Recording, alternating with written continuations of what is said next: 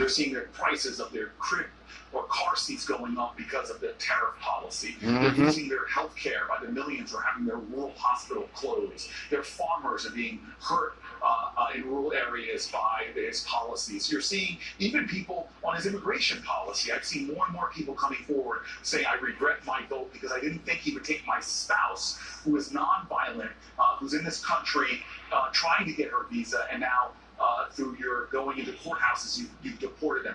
The litany is long for reasons of people to feel betrayed, but this one, they don't feel betrayed. One, which has had such a life, I'd be surprised. In the world of MAGA, so many people demanding that they don't care that he's a child pedophile. And offer transparency with these serious allegations of sex trafficking. And Donald Trump whipping this up into a fervor and trying to point fingers at Biden. Now all of a sudden, what the heck Biden got to do with you being a child pedophile, man? All the files and all the information. He's suddenly saying, nothing to see here, move along. Well, that is a betrayal.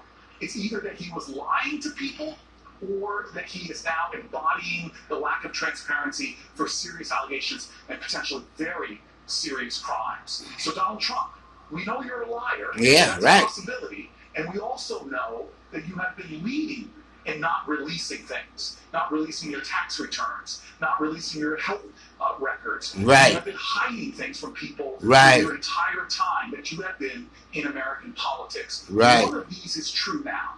You were either doubling down on lies, which shouldn't be surprising to people, or doubling down on lack of transparency, which shouldn't be surprising to people. But I hope that this is an eye-opening moment for a lot of people that put their trust, revealing what kind of liar and lack of transparency person that he is.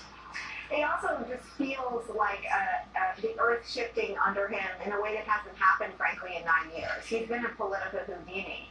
He's been able to convince his voters of the power of the conspiracy around the 2020 election defeat he suffered, to the point where they stormed the Capitol and Republicans went along with it. This feels like, and I wonder if you disagree, Republicans, that's what they voted racially, man. In a different direction than its leader. You know what? I just want to. You don't vote for somebody that's a child pedophile. You ain't do your background check, and you in the Senate and the Congress. He's had 2 elections president. Get the fuck out of here. But he had the majority of people voting against him both times.